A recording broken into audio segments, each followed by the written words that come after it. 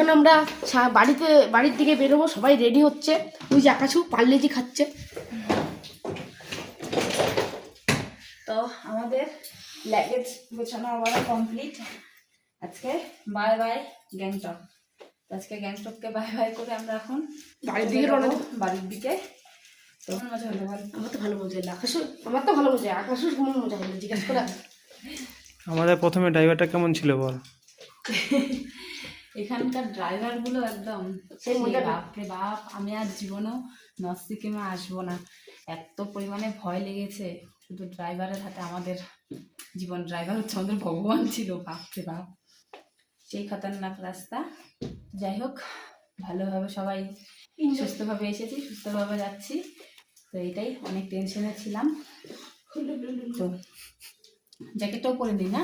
দেখো এনেছিলাম 4টে সোয়েটার, ঠিক আছে, একবারেই 4টে সোয়েটার পরে ফেলেছি, শুধু ওই জ্যাকেটটাই চলছে। এত পরিমাণে ঠান্ডা, একটার উপর একটা 4টে সোয়েটার পরেছি। আজকে পরেছি 2টো, এটার উপর এখন একটা জ্যাকেট পরবো। এরকম করেই চলছিল এই কয়েকদিন। ব্যাস, এখন বাড়িতে শান্তি। রেডি? বাপরে, সব রেডি। তো চলো এখন বেরিয়ে যাই বাড়িতে গিয়ে। ব্যাস, আবার যুদ্ধ শুরু।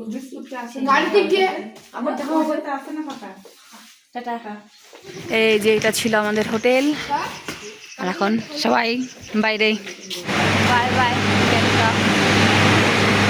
গাড়িতে উঠে পড়েছি, আর এখন যাচ্ছি আমরা শিলিগুড়ি বাস টার্মিনালে, যেখান থেকে আমরা শিলিগুড়ির গাড়ি পেয়ে যাব। তো এই কয়েকটা দিন তো খুবই এনজয় করলাম আমরা, খুবই মজা হলো, দারুণ লেগেছে জায়গাটা, তাই না বলো? খুব ভালো লাগছিল জায়গাটা। তো আজকের ব্লগটা কিন্তু দীপ স্টার্ট করেছিল, কারণ ওর কিন্তু ফুল এনার্জি। যখনই আমি ভিডিওর ক্লিপগুলো নিই তখনই কিন্তু প্রত্যেকটা ক্লিপেই আসে, তাই ভাবলাম যে চলো আজকে ব্লগটা ওকে দিয়ে শুরু করে দিলাম। তো চলো তোমরা পুরো ব্লগটা দেখতে থাকো। বাস টার্মিনালে চলে এসেছি। এসেই এই যে গরম গরম চা খেয়ে নিচ্ছি, কারণ সকালবেলা আমরা চা খেয়ে বেরোইনি রুম থেকে, একদম সকালবেলায় বেরিয়ে পড়েছি। তাই এখন বাস টার্মিনালে এসে চা খাচ্ছি। আর আমাদের বাস ওই এই গাড়িটা, ওই যে সবুজ কালারের গাড়িটা, ওখানে ওরা সবাই বসে আছে, আকাশটা সবাই বসে আছে। এখানে চায়ের মিষ্টি কম, খাবার জিনিসের লবণ কম, ঝাল কম, এমনি সবই ঠিকঠাক আছে, একটু আরেকটু হলে বেশি ভালো হতো না। এই যে এখন আমরা বাসে বসে আছি। দীপ রংপোতে, এই জায়গাটার নাম হচ্ছে রংপো। রংপো, আচ্ছা, রংপোতে বসে আছি আমরা। রংপো চলে এসেছি। শিলিগুড়ি 77 কিলোমিটার। 77 কিলোমিটার? 77। এদিকে একটু হাই কর।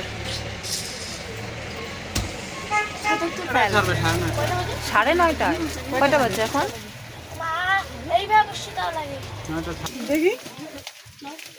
দেখ, এখন টিফিন টাইম।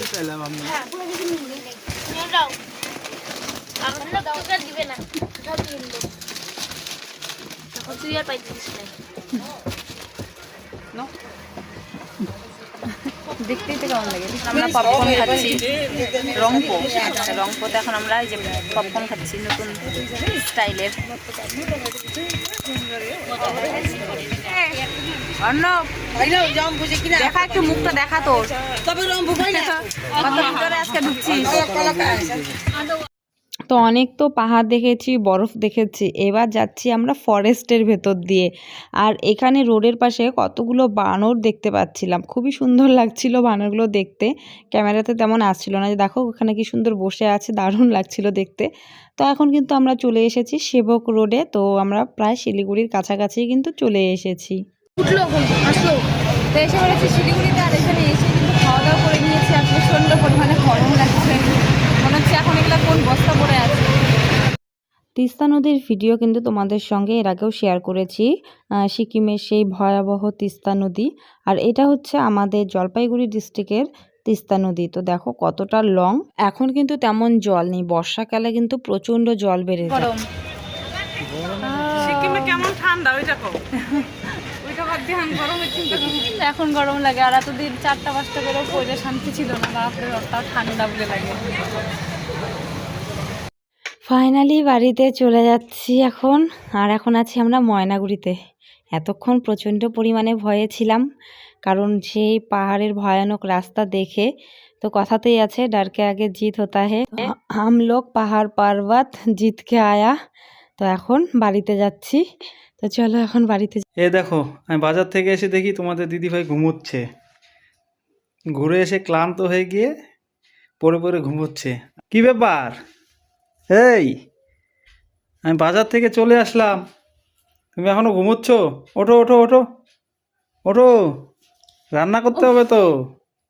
আরে ওঠো। ধট মানে? যাবে কোথাও? হ্যাঁ, যাবে? কোথায়? কোথাও যাবে নাকি ঘুরতে? ও কি পা ব্যথা। যাবে আরো? যাবো তো, হ্যাঁ, ঘুরতে যাওয়ার মজাই আলাদা। তাই? আর বাড়িতে এসে? সাজা।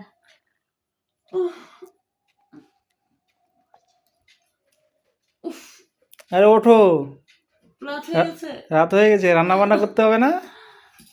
এই কয়েকটা দিন তো হোটেলে আরামসে খেলাম। তোর পড়াশোনা হয়ে গেছে? হ্যাঁ, তাহলে কালকে থেকে স্কুল যাবি? ঘুরে এসে শরীরটা পুরো ক্লান্ত, ব্যথা হয়ে গেছে। এগুলো দেখে টেনশন লাগছে। আরো ছিল না বাড়িতে কিছু নেওয়ার মতো? কালকে এগুলো কি করে ধুবো গাই? সব তুমি ধুবে, তুমি, আমি পারবো না ধুতে একটাও। প্রচন্ড পরিমাণে মাথা ধরে গেছে। বাড়িতে এসেই স্নান টান করে নিয়েছি। স্নান টান করে ব্যাস এক ঘুম দিয়ে দিয়েছিলাম। প্রচন্ড মাথা ব্যথা, পা ব্যথা শুরু হয়ে গেছে। চুলগুলো এখনো ভেজা। বাড়িতে এসে শ্যাম্পু করে আমরা কিন্তু গ্যাংটক থেকে 7:30 রওনা দিয়েছিলাম না? 7:30 রওনা দিয়েছিলাম। বাড়িতে আস্তে আস্তে আমাদের 4:30 বেজে গেছে। তো বাড়িতে এসে খাওয়া দাওয়ার কিছুই করিনি, ব্যাস স্নান টান করে ফ্রেশ হয়ে ঘর গুছানো কমপ্লিট করে তারপর স্নান টান করে নিয়েছি। আর এগুলো তো সব আছে, এই যে দেখো, এই গাড্ডিগুলো দেখে তো আমার কষ্ট লাগছে। আগেই টেনশন হচ্ছে কি করে এগুলো কি করব। এগুলো সব আলাদা করে রেখে দিয়েছি, কারণ সব ড্রেসগুলো একদম লন্ডভন্ড হয়ে আছে। তাই এগুলো সব ড্রেস এক সাইডে রেখে দিয়েছি। এগুলো আস্তে আস্তে করে এখন ধুতে হবে। তো বাজার থেকে কি নিয়ে এসেছো? চাউমিন। দেখো, আমরা ওখানে কিন্তু ফাস্ট ফুড পাইনি তেমন, ঠিক আছে?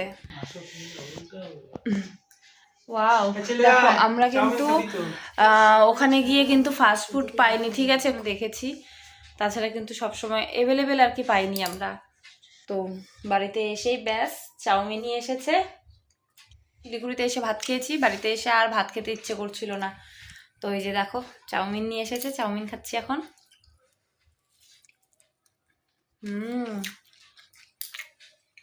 কিন্তু মানতে হবে, ওখানকার মোমো কিন্তু হেভি ছিল। মোমোগুলো খেতে দারুণ লেগেছে, কারণ পাহাড়ে তো মোমোই বেস্ট, তাই না? হ্যাঁ, প্রচণ্ড টেনশনে ছিলাম, কারণ যে সমস্ত রাস্তার জার্নি, সারাদিন এই 6টা দিন আমরা একদম কন্টিনিউ একদম জার্নি করে গেছি। তো বাড়িতে এসে গেছি, ব্যাস রিল্যাক্স এখন। তো খাওয়া দাওয়া করে ঘুমিয়ে পড়বো। Good night, bye bye.